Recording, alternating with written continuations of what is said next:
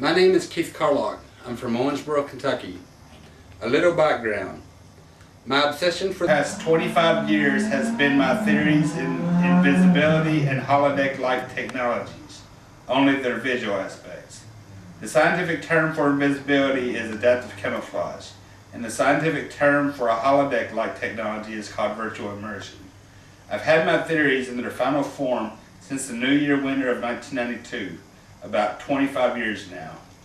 My work has never been given a fair shake in this town for the past 20-something years, so that is why I've had to use public access to have my theories investigated by a local audience and to request an honest critique by a respected local expert for an informed viewership to see if my claims stand up to public scrutiny without having to privately consult a professor who would, as always in the past, dismiss my claims out of hand due to academic egotism. No one has really given me a fair chance to explain my ideas and just dismiss them out of hand without even looking at my proofs. But I will show you two recent inventions, the Rochester cloak and the so-called lenticular curtain, that are very similar to my own ideas that I have had for 25 years now. You can look at these things for yourselves online, but I have two things that I can show you in this video. I hope you will bear with me and try to understand my proofs of my work and my comparisons of my work to the works of others, the Rochester cloak and the lenticular curtain. How I came up with my theories. These are a series of poster boards that I had at my only display, my art presentation in college back in 1998, and they're a little bit messed up from being in the weather too long. But this first board, this shows a simple diagram of a TV in front of a person and a camera behind them, and the TV simply bringing the image that the camera receives to the front of the person. This is these smaller articles here support this with different versions of the same simple state of invisibility and invisible architecture. It says up here, I got it out of an architecture magazine back then, and this painting by Rene Magritte, or I'm not really sure, The Human Condition 1 or something, and it's a canvas standing in front of a background outside of a window. But they're essentially the same thing. A TV in front of you and a camera behind you shows a simple state of invisibility, bringing the background to the front at just one viewing angle. This next image poster board shows two TVs and two camera units, but the cameras are smaller and placed in the center of the TV, so it won't have as much resolution. It could easily be ignored. And the camera on each side takes the image and sends it to the TV on the other side. So now you have a front and back invisibility. It's still simple invisibility, it's just the person's just now invisible from the front and back through this TV set. This next image is the same setup, two TV and camera systems on both sides of the person, but now it's at more angles around the person, and that's not really very much of an accomplishment. And I'm not sure if you can see this one or not, but this shows the same flat screen TVs are now faceted angles, and there's miniature cameras. There's 3 cameras to each 3 TV faceted set around the person, and now it's starting to show light or visual information coming through. If you can imagine these dotted lines as being the wire connections between each partner TV camera units at all of these at the angles that they match up to, and that continues over here to this image without the person inside, showing only the wiring setup instead, and showing the images of this. For example, this farmhouse with a fence and a tree is being sent through at all 3 facets of 3 different TV camera units at one angle, and then going around to the side, sent around. The images are brought from the back to the front, folded into the images that preceded it, and then spliced in, going all around the angles of this setup. And so this shows how to shows how to fold an image into another as you're making a way around a space. And this is the wire setup. The wire setup, in my idea, this is my concept of a light interface. The wire setup in the previous example is now depicted as light rays, or the imagery cast from one TV setup going through, following a fiber optic bundle or fiber optic wire to each individual TV or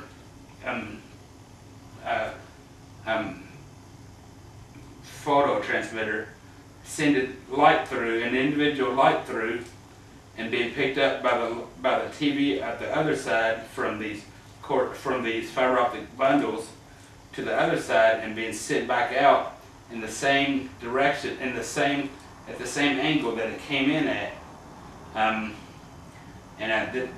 This is the concept of the light interface.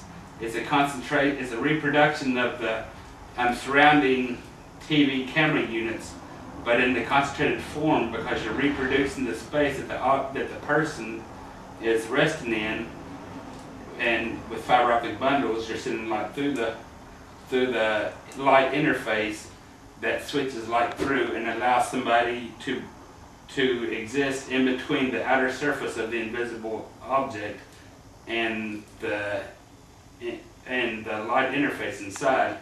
And this is just the same setup, but it's rounded 3D pixels for more angles of shedding light through than just the 3-way camera setup of the TV camera setup of the previous diagram. And it goes further. If you took the person out, and if you just had fiber optics connecting the 3D pixels of the outside surface area to this interface counterpart, you're sending light through. The web of light is intersecting through this area, this invisible area, and connecting through fiber optic bundles and wires to their counterpart 3D picture elements on the light interface interior, and being sent through. And this is just the outside of an invisible space.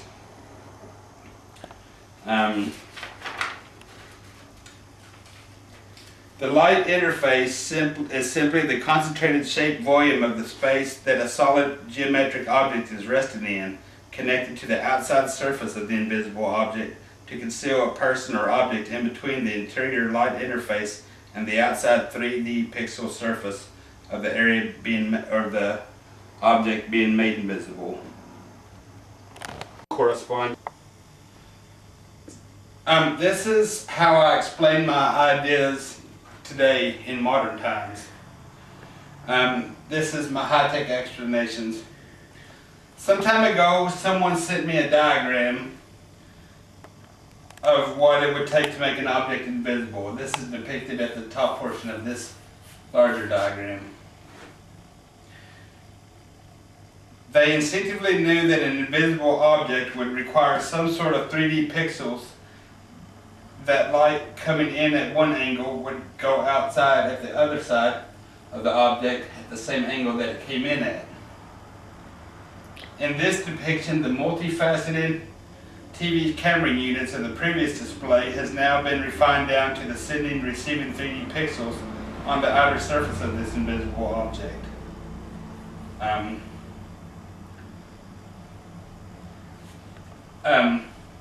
This is the image I sent him. This shows my light interface concept inside the object, it takes light. It's connected to the outer surface by fiber optic bundles, and sends light through the object as if it's sending through the space that the object is taken in, that the object is taken up as if the object wasn't there. It's in a more concentrated form.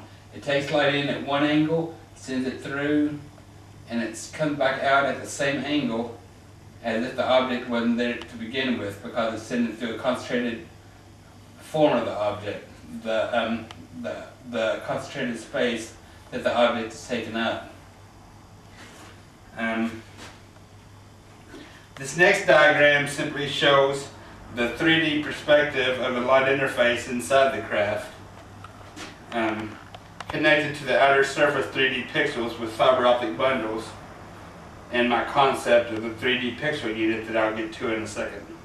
Again, the light interface takes the same shape as the object that you want to make invisible, but in a more concentrated form.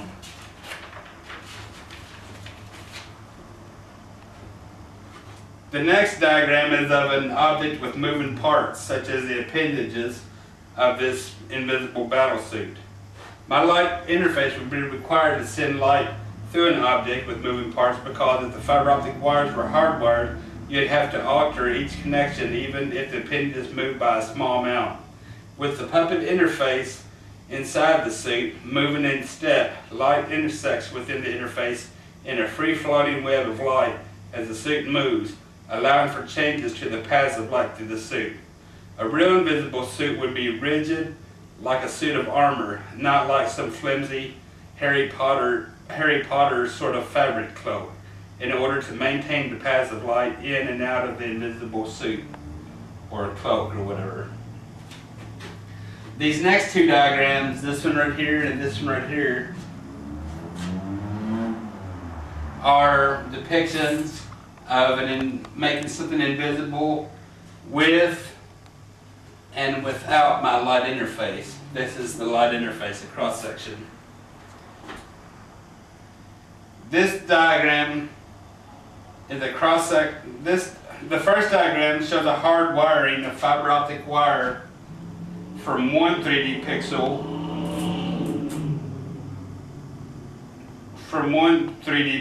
to all the rest in what I call a one-to-many correspondence of 3D pixel elements around the object without my light interface concept. This diagram only shows one node of connection. The next diagram shows what I call a one-to-one correspondence, with a fiber optic bundle instead of wires connecting the outer 3D pixels to their counterpart 3D pixels on the surface of the light interface within. This too only shows one node of connection. This diagram is a cross section of a three-dimensional pixelated the inner square is the light interface, again taking the same shape as the object being made invisible. And the hard wiring of the last diagram shows up in this light interface as a freely floating web of light connected from one 3D pixel to all the others. The potential for light to go through in this direction is the same as the hard wiring of the previous diagram. This diagram is a cross-section of a three-dimensional pixelated sphere, which is the highest form of 3D invisible holodeck resolution of a solid geometric object, because light travels through it at regular intervals. Any other shape would have less fully wraparound or interior 3D resolution, but which could be increased by adding more to the fiber optic bundles in between the inner and outer pixels. Also, this diagram shows a person existing in a sort of holodeck inside the interface of the outside environment, painted all along the interior walls of the interface as light is being sent through the object to make it invisible. The holodeck converted light interface is the byproduct that I discovered of sending light through an object to make it invisible. This is my great discovery. Invisibility, adaptive camouflage, and holodeck virtual immersion technologies are the exact geometric inverse forms of each other. Invisibility and holodeck-like technologies their visual aspects are inversely related to each other. If you turn an invisible object outside in, you have a holodeck. If you turn a holodeck inside out, you have an invisible object. This last diagram shows the person inside the light interface seeing the holodeck scenery of the outside environment as light was being sent through to make the object invisible. But also on the same token, the same person would be magnified to the outside world on the 3D pixelated surface of the invisible sphere, or any shape object for that matter, illuminated from the light outside. A good way to combine both invisibility and holodeck technologies would be to have two light interfaces, one to send light through the outer surface of the object to make you invisible inside, while another interface is connected to a pre-recording of a random outside environment or a computer program holodeck scenery. I call my idea an APRO, or an artificial parallel reality orb. It's so simple, I don't know why the Star Trek writers never thought of this device using the Star Trek universe's already existing Klingon token device wrapped around a Star Trek The Next Generation holodeck. Again, invisibility and holodeck technologies share an interesting inverse relationship to each other to create this device. My next diagram is an illustration of a paradox of more than one APROs existing in this reality. I call it the paradox of ghost interfacing. The philosophy behind an ideal perfect APRO, invisible to both light and matter in this world, is that it must be completely invisible to the outside world while being able to detect and manipulate the matter and energy of the world beyond itself. Now, if two perfect ideal APROs existed, how would they interact? If they can detect each other, they are breaking rule 1. They must be completely invisible to anything beyond itself in the outside world. If they can't detect each other, they are breaking rule 2. They must be able to detect and manipulate everything in the outside world.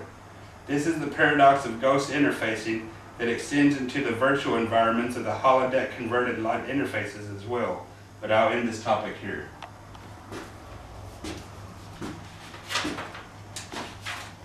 I don't really discuss very much because I'm not quite sure of its actual operation. But I believe that you can create a solid hologram of someone or something existing within the light interface, and not just a three-dimensional depiction of the outside environment along the interior walls. It also introduces the concept of telepresence in between different holodecks, another idea that the Star Trek writers never picked up on. This next diagram is just one of the many investigations into the 3D pixelizations of solid geometric shapes. In this case, a simple sphere packing of basic spheres surrounding a central point. This is a side view and this is a front view of a packing of spheres. The last diagram shows my idea of a 3D pixel unit. This last diagram showed my idea of a 3D pixel unit that works in conjunction with the light interface to make invisibility and holodeck technologies possible. This 3D pixel is capable of taking light in at one angle and sending it through its counterpart, smaller 3D pixel on the surface of the light interface and coming back out at the same angle that it came in at. This is crucial to send light through an object to make it invisible.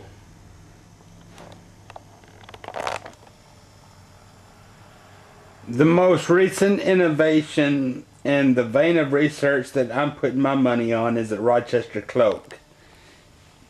You can Google Rochester cloak and see for yourself how it works, but these illustrations give you a good description. Notice how similar these diagrams are to my interface, my light interface. They both have three-dimensional lenticular pixels, both on the front and back of a concealed object, but it sends light through by means of a computer program, while my light interface uses the natural form of a concentrated shape volume of space in the form of a 3D pixelized structure, the light interface, to send light through an object, making it invisible. And the byproduct of sending light through my light interface is a holodeck of the outside environment as light is being sent through, making an object invisible. Also, my light interface makes it possible to send light through an object with moving parts like the appendages of an invisible battlesuit. The Rochester cloak is not that advanced yet, but it's the closest form to my research into invisibility.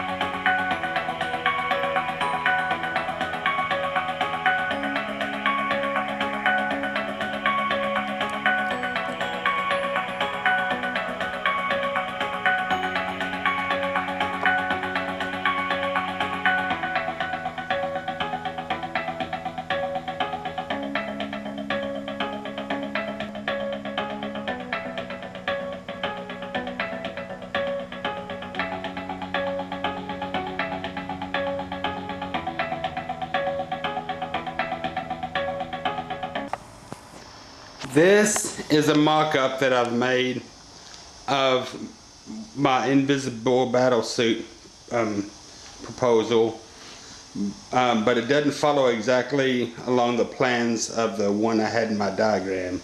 But I built it for the sole purpose of showing the viewers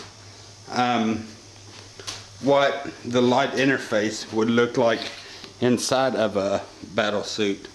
I use fly eye lenses that I ordered online to build the suit, because that's in part what the surfaces of the object and the interior of the light interface would resemble. Three-dimensional picture elements, fly eye lenses. But there'll be a modification to it that I'll talk about in the last part of this show. But this is my invisible mock-up of an invisible battlesuit. It's meant to be worn as a suit, as a costume for Halloween, but its purpose now is to show what the light interface would look like inside of an invisible battlesuit. And this is all what the light interface would look like. It's just the same shape as the object that you want to make invisible, such as this battlesuit, but in a smaller, more concentrated form. And in this case it would be a puppet interface, because it would move with the object to maintain the paths of light to be sent through the object, sent through the invisible battlesuit, as if the object wasn't there. This is another thing that the Rochester cloak can't do. It can't have things with moving parts, such as the appendages of this battlesuit, to remain invisible while the object's in motion. But with the free floating web of light within the puppet interface, replacing the hard wiring of a fiber optic 1-to-many scenario, you can send light through an object while it's moving, while it has moving parts. This is one more thing besides the byproduct of a holodeck that the Rochester cloak can't lay any claim to. And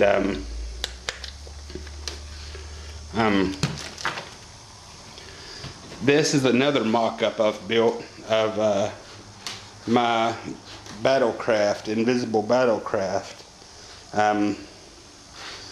with a hatchback to show the light interface inside the battlecraft.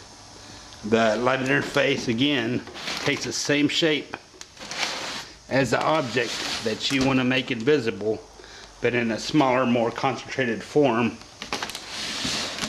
to fit inside the object and connect it to the surfaces with 3D picture with fiber optic wiring in the form of bundles to 3D picture elements on the surface of the invisible battlecraft. This is just another one of my mock-ups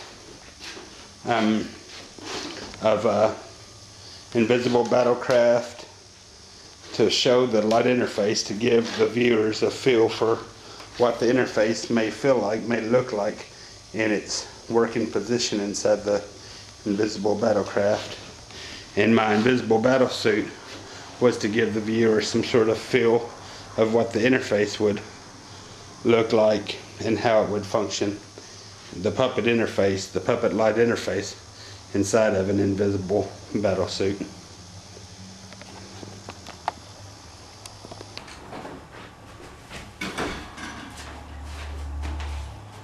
This is my lenticular box. I built this back in 2008, but I've had the design since 1998, around 1998. These are 30 different pictures taken of the old Smothers Park down there on Owensboro, Kentucky's riverfront.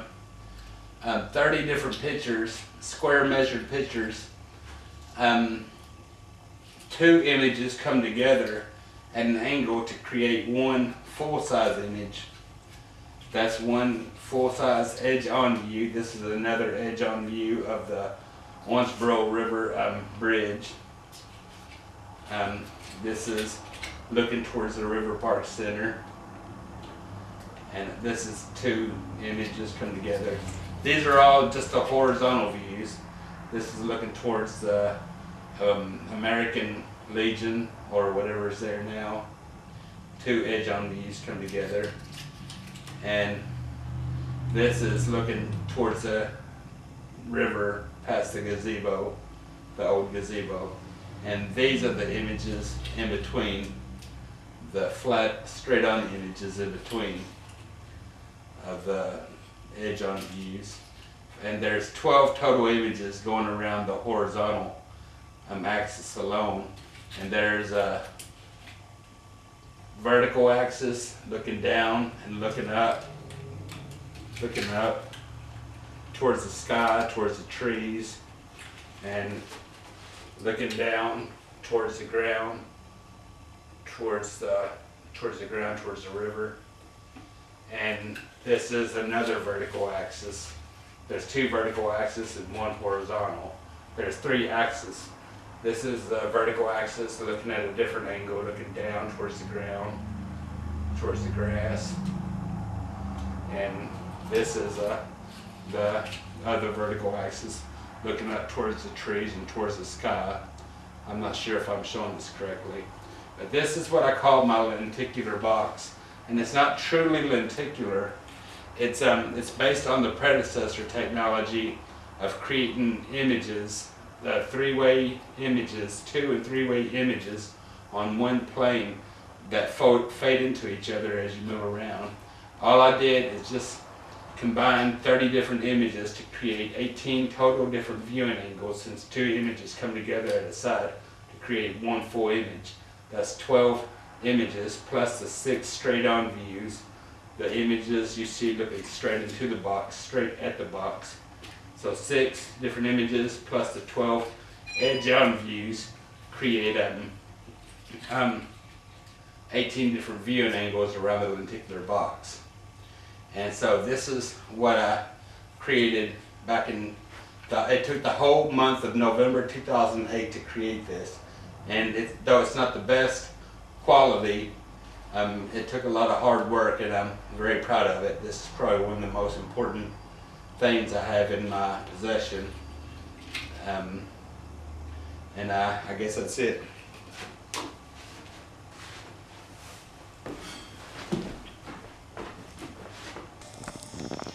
This board is This board depicts my lenticular box, some pictures of it, and some things of how to build it, and its potential as a holodeck, low-tech holodeck, and low-tech invisibility. This shows how you take pictures for the lenticular box.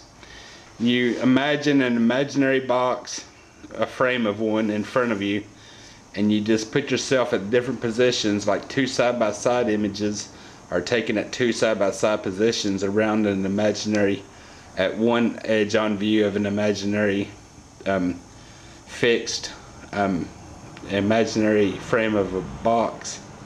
And then to take a straight on view, you rotate a little bit and you take a straight on view through that imaginary box, and the imaginary box is thought to be fixed into position in space as you move around to take the different angle views. This shows the layout of the 30 different pictures that you take around the imaginary box and how they apply to different angles of the box, and how they go around the lenticular box. This shows the unfolded state of the pictures, color coded for ease of understanding, and how they apply to the box once they're in a grid form with a flat backing, the straight on views. This image shows simply how to cut images to create the grids of pictures, different angle pictures, to apply to the box. And the razor, the X-Acto knife you use, you put two razors. It's helpful to put two razors to make the thickness of the cuts to receive the pieces to form the grids for the top part of the box. This shows the low-tech inverse relationship between the states of invisibility and the states of low-tech of a low-tech holodeck for the lenticular box. And the low-tech invisibility is that you stand at a position with one eye closed and rotate around the box at a certain circumference to see the box appear to blend in, at least in a low-tech scene, a low-tech scenario. Taking the box, moving the panels through to their partner sides on the other side, on their opposite sides, moving the top down, moving this side over, moving the front to the back, you have this box. And then what you do, you look at the color-coded louvers and you replace each adjacent pair of color-coded louvers on each panel facing each other inside the box with their counterparts on the adjacent panel next to them, the same color-coded louvers. And you do this at all 8 angles, and there's three adjacent louver sets at 3 different panels at all 8 corners of the box. You do this at all 8 corners, and that's how you convert from an exterior invisible box to an interior holodeck box. And this is the holodeck box. This is, if you could enlarge the lenticular box up to room size, this is what it would look like as you move around inside the lenticular box in a low-tech holodeck mode. One image fades into another as you. This is an image of a beach scenery. This is a beach. This is looking out towards the ocean, looking out towards a long stretch of beach, looking out towards the boardwalk, looking out straight at the boardwalk. I was inspired by my trip down to Hollywood, Florida one time on Hollywood Beach. But this is what a lenticular box would look like in holodeck mode if you converted it from low-tech invisible mode and brought it up to the size of a room and switched the louver panels according to this diagram with the same images that made it invisible. You use the same images to make a lenticular box holodeck in low-tech holodeck mode, like this diagram represents. The lenticular box in low-tech holodeck mode. And these are just pictures I have of my box where you can see it clearly at the edge on views that you might have missed in the previous video. These are pictures of my lenticular box. And this just shows that the box has 3 splice view panoramas around the box. These are the red color-coded louvers. These are the yellow color-coded louvers going from top to front. And these are the brown color-coded louvers going from top to side. 3 different axes blended together. And this board shows the lenticular box. This is obviously a photoshopped image, but this shows what the lenticular box would look like in holodeck mode. I haven't built a box large enough to show its in invisible mode. I haven't built a box large enough to show its holodeck mode, but you can look at the previous diagram. You can imagine what holodeck mode might look like inside of a lenticular box if it is large enough. But this shows the box, how it would blend in to the same environment that the pictures were taken from, added to the box. This only shows the one angle of view, of an edge-on view of the bridge, the downtown Owensboro River Bridge at Smothers Park, of the old Smothers Park, blending in to the real downtown river bridge down the walkway. And this is my new display. This shows the bridge between the high-tech light interface and the low-tech lenticular box to prove. Came up with my high-tech ideas first, my light interface concept, before I came up with my low-tech lenticular box to prove it. I built my low-tech lenticular box on a dare from a friend who told me, don't make something invisible, don't talk about invisibility, make something invisible, and then he'd listen to me. So that's where I came up with my lenticular box. It was the best I could do.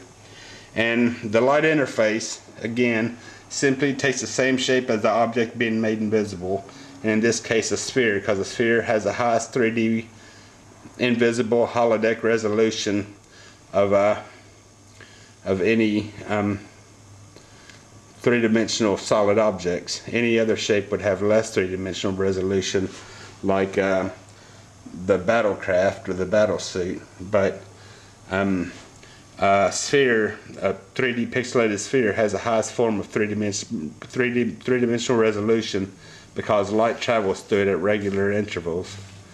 This is another depiction. This shows how light would come from the back to strike one eye, and light would come through, go to the interface, shrunk down part of the invisible holosphere, or whatever you want to call it, invisible sphere, and come back out of the interface through fiber optic wires not shown to hit the other eye, the red eye and the blue eye, sort of like a anaglyph.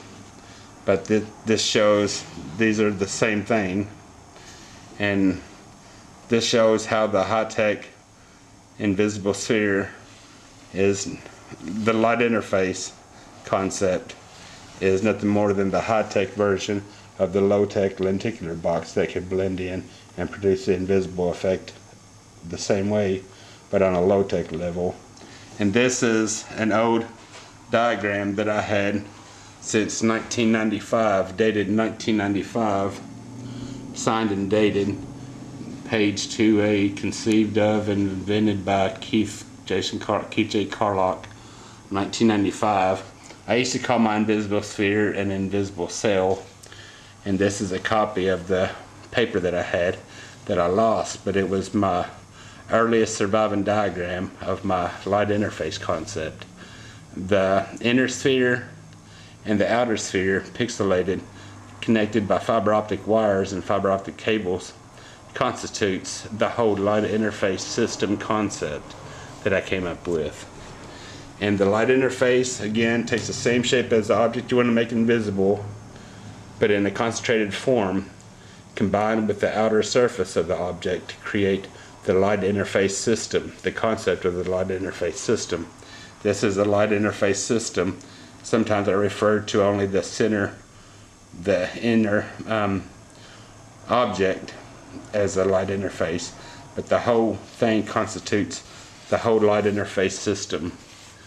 And it's nothing but the high-tech version of the low-tech lenticular box that proves my work.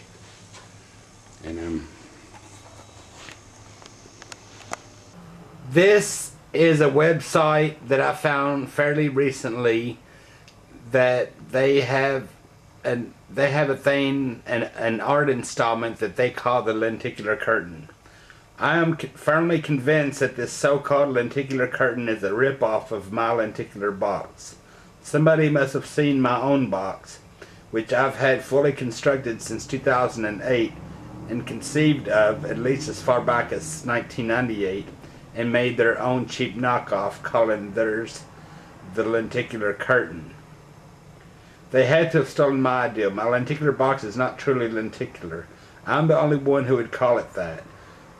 But they do have the lenticular in the description. They claim that they use lenticular card technology to cover the images, the strips of images of the lenticular box.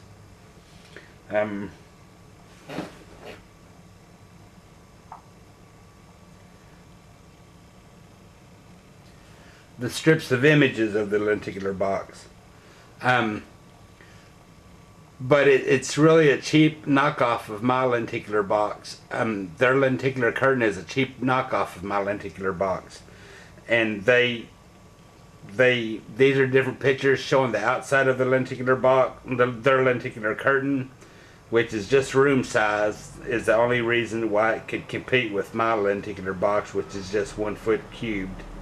And this shows the interior display of their lenticular curtain, with just strips of lenticular covered photographs that makes, like this, I think is a ocean scenery.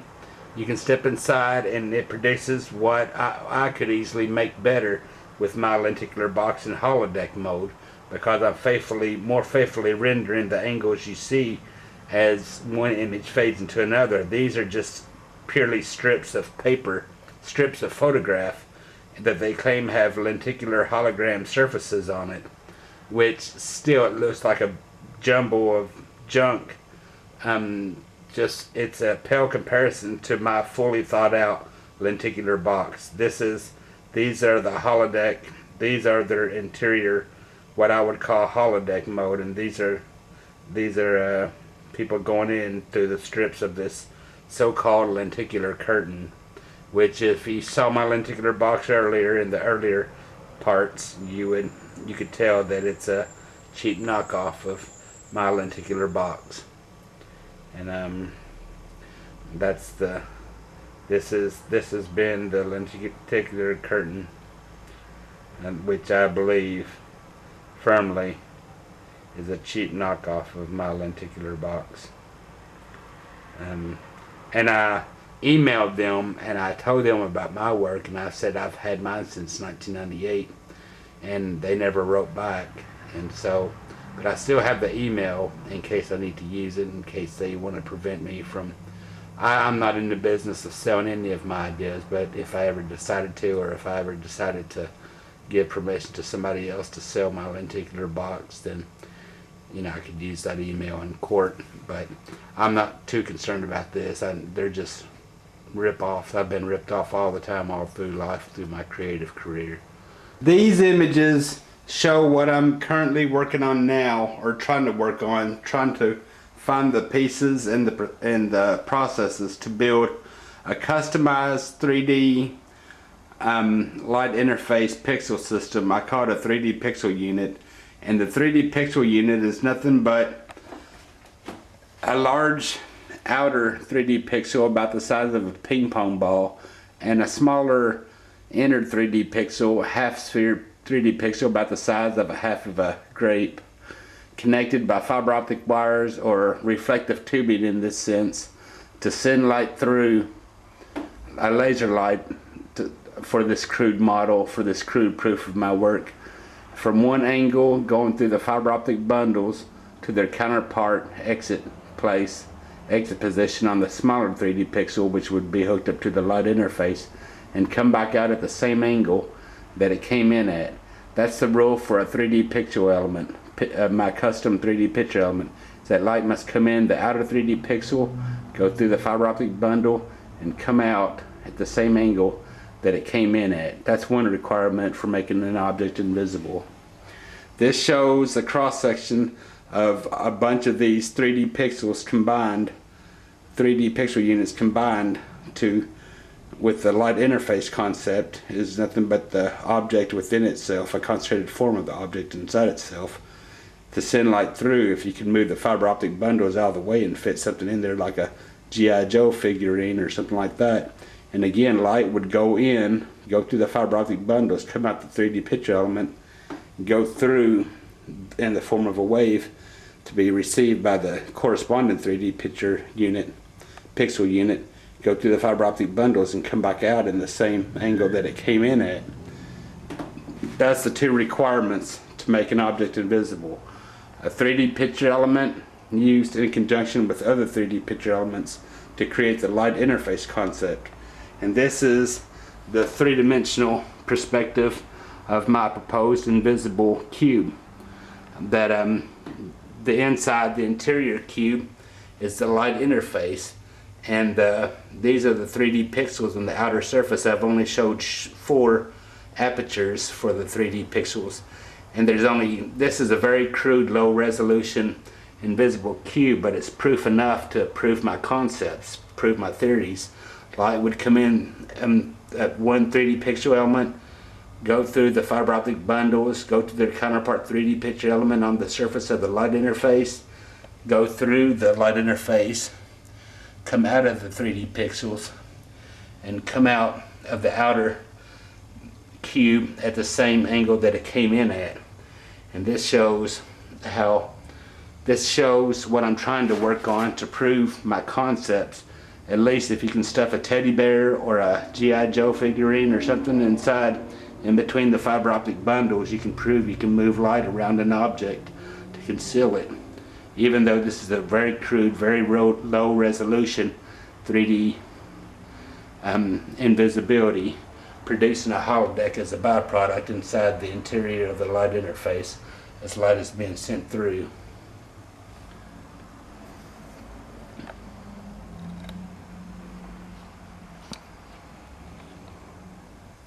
Peace. I was talking about the 3D pixels of a crude working model to demonstrate my theories of proof of invisibility, producing a holodeck as a byproduct inside the light interface of my invisible cube. That the 3D pixels would be in the range between a ping pong ball on the outer surface of an invisible object and a receiving, sending 3D pixel in the light interface about the size of half of a grape. This is something called fly eye lenticular technology, first created in 1908 by the French physicist Gabriel Lippmann, and this is newer. This is better than standard horizontal axis lenticular screen technology. This is fully 360-degree three-dimensionality using the same lenticular technology but modified into a fly eye lenslet array. And this shows the size. That size is no hindrance to the resolution of making something invisible or making a holodeck. You can fool the eye about 20 to 30 feet away for a holodeck or for an invisible object about 30 feet away using this size fly eye lenslet.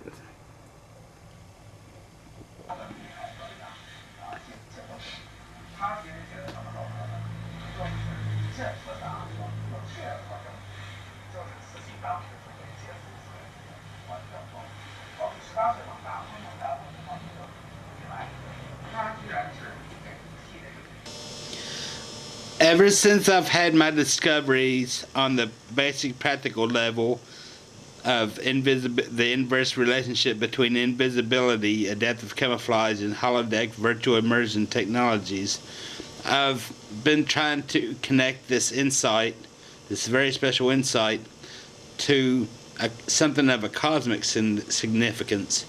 Almost ever since I've had my discoveries, since the New Year winter of 1992, and when I first discovered the mention of the holographic principle by one of its founders, Leonard Susskind, among others, I've started studying the invisible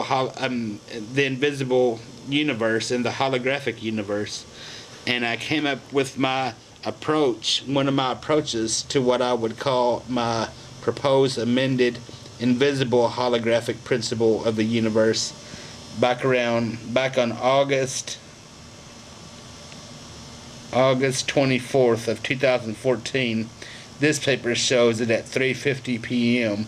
while I was waiting on the loading docks of my friend's work while she was inside tending to some business. And all this time, and I dated this 4:02 p.m., the ending, and this looks like just a bunch of scribbling, but it had to do with my ideas of an invisible holographic principle, not just a holographic principle of the universe, but an invisible holographic principle.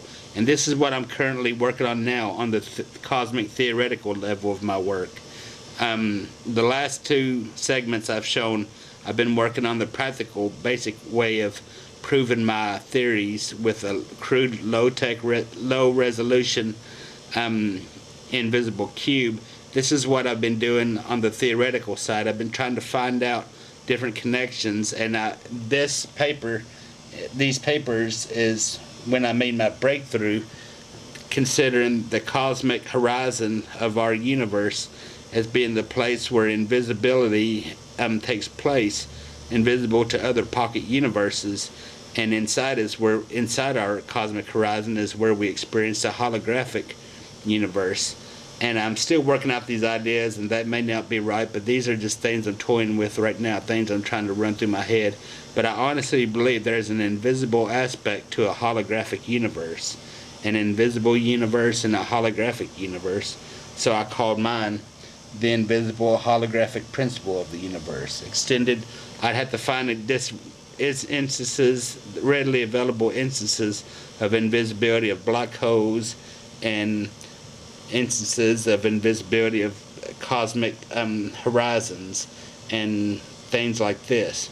So this is the stuff I've been working on the purely theoretical ideas based on my practical discoveries of the inverse relationship between invisibility and holodeck technology, an invisible holographic principle of the universe.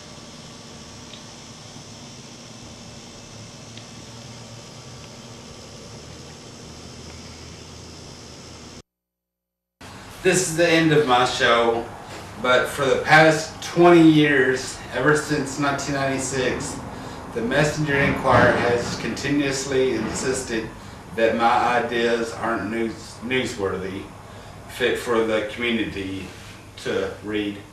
I don't know how my work cannot be newsworthy when there are old retirees building birdhouses on the weekends. And my work seems a lot more interesting, though I'm biased towards my own work. But if you think that my work is newsworthy, I ask you to write in to the Messenger Enquirer and ask them to cover my work, because they've been repeatedly telling me that my ideas aren't newsworthy, even though there's a lenticular curtain, which is a rip-off of my lenticular box, and there's a Rochester cloak, which is very similar to my light interface concept. So if you think that my work is newsworthy, I ask you to contact the Messenger Enquirer and ask them to cover my work. This is more or less of a personal quest. Thanks a lot. Bye-bye.